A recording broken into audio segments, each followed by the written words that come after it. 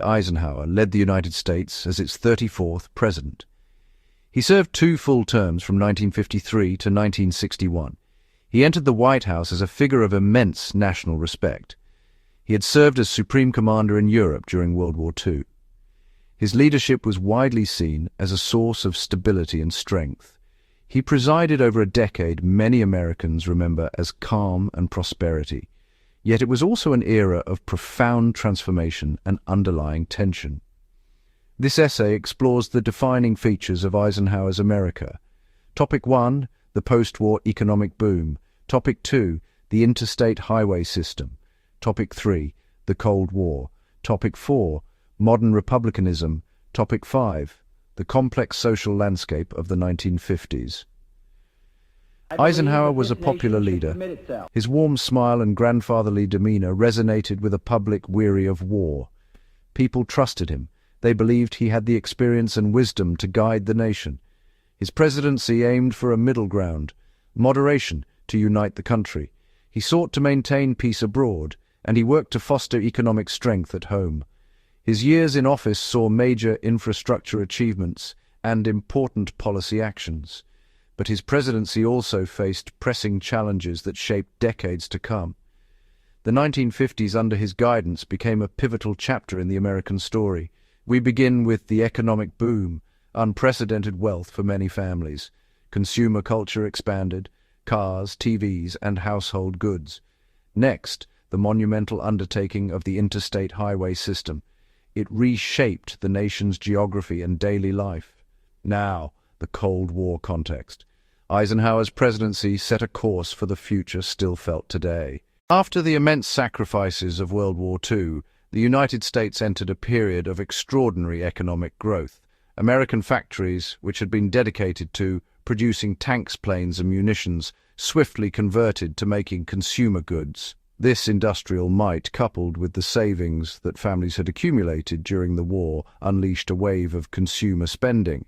Many people found stable, well-paying jobs, particularly in manufacturing and construction. For the first time, a large and secure middle class emerged, with rising wages allowing families to purchase items that were once considered luxuries. The American economy was not just recovering, it was booming, creating a sense of optimism and opportunity across the nation. This newfound prosperity fundamentally changed the way many Americans lived their daily lives. The dream of owning a private home became an attainable reality for millions. Developers like William Levitt pioneered mass production techniques to build entire communities of affordable houses in the suburbs.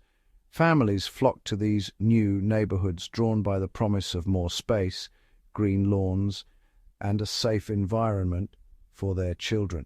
The move to the suburbs was a defining demographic shift of the 1950s. It symbolized a departure from the crowded older cities and represented the pursuit of a new, more comfortable American dream built on the foundation of private home ownership. The economic boom also fueled a vibrant consumer culture. Homes were soon filled with a dazzling array of new appliances and technologies: refrigerators, washing machines, vacuum cleaners. One of the most significant and lasting achievements of the Eisenhower administration was the creation of the Interstate Highway System. In 1956, President Eisenhower signed the Federal Aid Highway Act, authorizing 41,000 miles of high-speed, limited-access roads to connect the nation's major cities. This was the largest public works project to date, a monumental undertaking that reshaped the landscape and economy. Eisenhower championed the project. The act was bipartisan, reflecting consensus on a modern transportation network. Eisenhower's support had 2 key motivations. First, military. In 1919, he joined a transcontinental convoy, a grueling 62-day trip on poor roads. In World War II, he admired Germany's Autobahn, which moved troops and supplies rapidly. He argued a U.S. network meant national security, swift evacuations in a nuclear attack, and faster deployment of forces. Second, economic. Highways would spur growth. Construction would create countless jobs, and highways enabled faster, cheaper freight transport, linking manufacturers to markets across the continent. The system linked cities, agricultural areas, and industrial centers, forming an integrated national economy. Effects were immediate and far-reaching. Travel was revolutionized. Long-distance trips became faster, safer, and more convenient.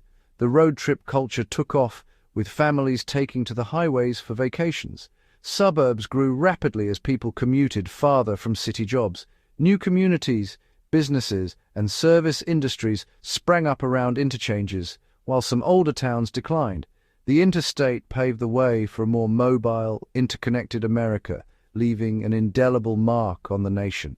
The prosperity and stability of the 1950s unfolded under the constant, ominous shadow of the Cold War. The intense rivalry defined the era and shaped nearly every aspect of American policy and public life. After the Soviet Union tested its atomic bomb in 1949, the threat of nuclear war became a terrifying reality. Eisenhower was seen as ideal. His administration pursued containment, massive retaliation, and strong alliances to deter aggression. At the same time, diplomacy, foreign aid, and covert operations countered Soviet influence abroad. At home, the Red Scare and civil defense programs encouraged conformity and suspicion of dissent. Sputnik spurred alarm and led to the National Defense Education Act and, in 1958, the creation of NASA, fueling science and education. The Cold War was a double-edged sword, a source of anxiety, and a catalyst for technological and educational advancement. President Eisenhower defined his political philosophy as modern republicanism, a pragmatic approach that sought a middle way between New Deal liberalism and Republican conservatism. He did not dismantle major social programs. He accepted a federal role in promoting the general welfare. Conservative with money, liberal with human beings, balanced budgets, limited spending, free enterprise.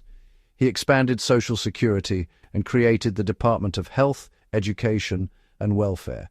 He raised the minimum wage, supported housing, and championed the interstate, a massive federal investment. He governed from the center, often working with Democrats, and the public rewarded moderation. The 1950s are remembered for social stability and conformity, nuclear families in suburban homes. Television reinforced the ideal: wise fathers, nurturing mothers, well-behaved children. Fathers as breadwinners, mothers as homemakers, presented as the natural order. Community life revolved around schools, churches, and civic groups. Neighborliness and participation mattered. Cold War anxieties encouraged conformity. The traditional family was cast as a bastion of freedom. However, many did not fit the ideal and faced pressure. Racial minorities, single women, and those questioning norms. Beneath the surface, dissent stirred. The beats and rock and roll signaled generational change to come. While prosperity spread, the civil rights movement challenged Jim Crow. Brown v. Board declared school segregation unconstitutional. Boycotts and nonviolent protests gained national attention and won tangible change. The push for rights exposed deep divisions. Resistance was fierce, especially in the South. Eisenhower enforced federal law at Little Rock, asserting federal authority over defiance. He signed the Civil Rights Acts of 1957 and 1960, modest but precedent-setting steps. Eisenhower's most tangible legacy is the Interstate Highway System, shaping commerce, travel, and settlement. Highways fueled suburbanization and redefined city-suburb relations. Modern republicanism blended acceptance of key social programs with fiscal discipline and strong defense. The era's peace and prosperity sat alongside Cold War anxieties. Eisenhower's steady hand left enduring marks on infrastructure, conservatism, and the 1950s image of stability and strength.